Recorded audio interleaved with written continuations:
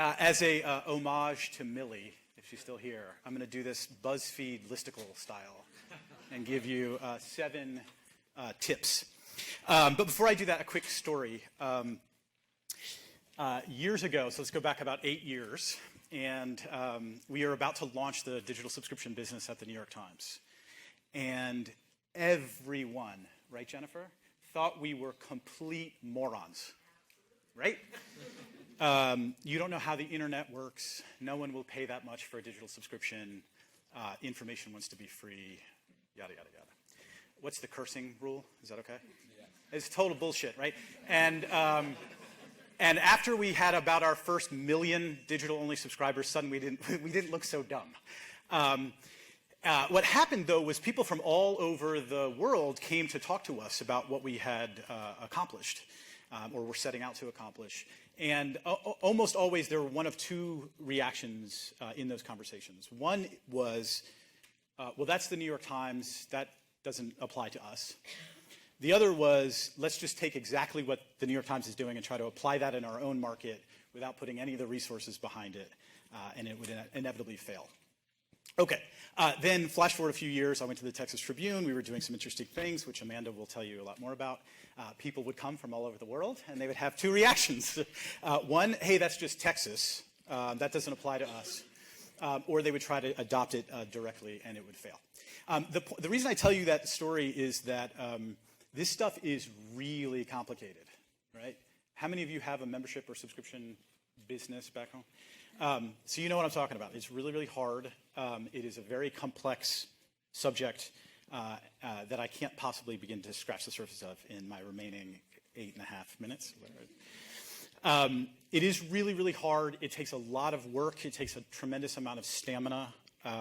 But we've also been at this for close to a decade. So there are some things that we can learn from each other that are close to best practices and things that are applicable regardless of what you do. Just to go a little deeper on what Emily alluded to, and this is just my own way of articulating it. Jay, it's a little different than the way you guys say it. I think there are 3 types of people who contribute financially to news organizations. One, just as Emily said, people who pay for access because it helps them do their jobs better or live their lives better. 2, people who give because they think it's important, whether they use it or not. And lastly, people who want to feel like they're part of the club, right? So subscribers, donors, members. These are not mutually exclusive. In one enterprise, you can actually pursue all 3, theoretically, okay?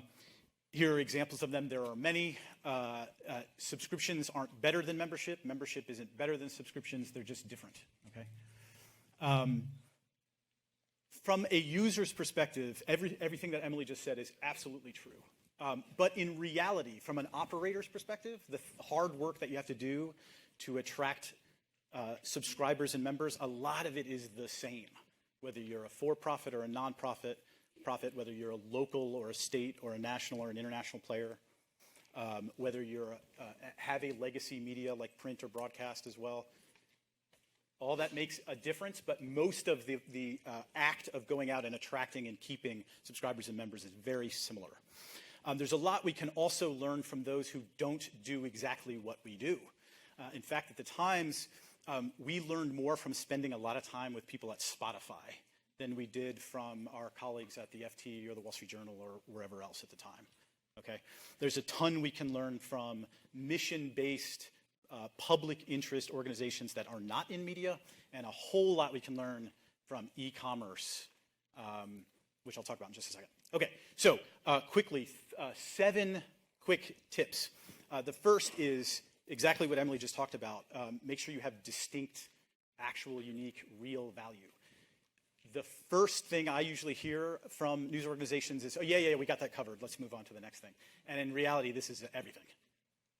Just because you're doing great journalism does not mean that people will value it enough to support you financially or otherwise. The second, which this is going to come up in a couple other parts of this session as well, is the concept of audience funnel discipline.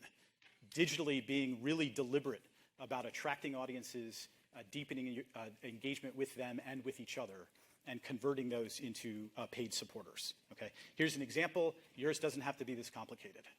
But knowing where your audiences are and where they are in that journey is really critically important. Okay, 3, getting everybody on the same page and marching in the, whatever expression you want to use, rowing in the same direction, marching to the beat of the same drummer, whatever. Organizations that excel in subscriptions and membership do this, and there aren't many of them. Okay?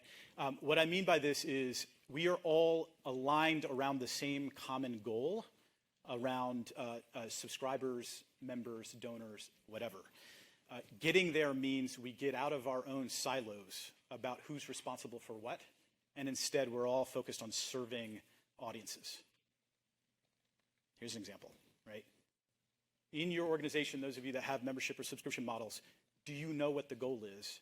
Do you know where you stand versus that goal? Do you know what your part of the solution actually involves?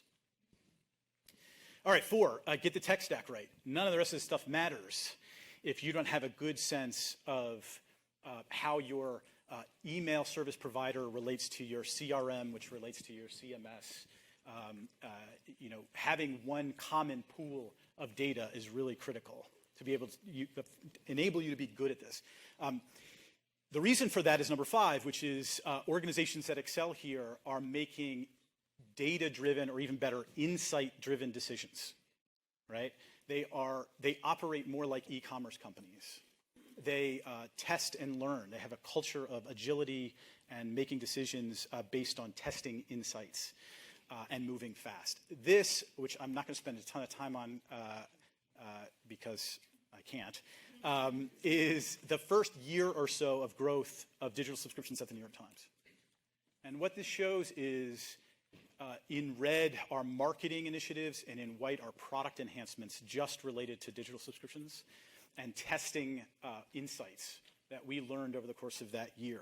And every single one of those things contributed mightily to subscription growth.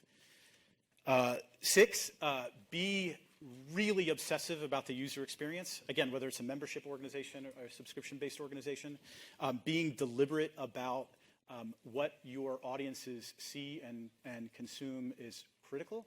And this is often a capability that news organizations don't have. This is an example. Don't look too closely at this because you might figure out who these are. On the left is the Washington Post, because it's the good example. Creating a frictionless experience, whether you are a hyper-local membership-based organization or the New York Times, is just as important, because you don't get many opportunities to convert people into paying supporters. You got to take advantage of it. This one on the right is like, it asks for the name of your firstborn and your social security number and your, too much. Okay. And then lastly, and most importantly, don't be so focused on acquiring new members or acquiring new subscribers that you forget about how important it is to keep them. What this shows is a very typical look at subscriber or member retention over the course of a year. And everything looks pretty similar at the beginning.